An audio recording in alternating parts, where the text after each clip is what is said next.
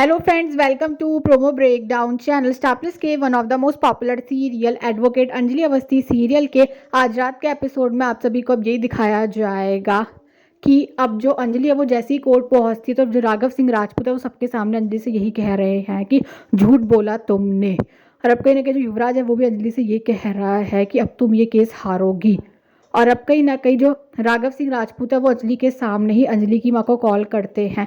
और अब जो राघव सिंह राजपूत है उन्होंने अंजलि की माँ को ये बता दिया है कि अमन और अंजलि की शादी हुई ही नहीं थी। और अब कहीं ना कहीं ये बात सुनकर तो अंजलि की माँ शॉक्ड हो जाती है। और अब राघव सिंह जो राजपूत है अब वो तो अंजलि से यही कह रहे हैं कि तेरे पूरे खानदान को बर्बाद कर दिया मैंने, अब जा अपने पापा गणेश अवस्थी के पास, मुझे कुछ करने की ज़रूरत नहीं है, वही तुझे मार देंगे। और अब कहीं ना कहीं जो अमन है अब वो वहाँ पर आ चुका है। और अब जो अमन है उसने अब कहीं ना कहीं अब सबके सामने अंजलि की मांग में सिंदूर भर दिया है।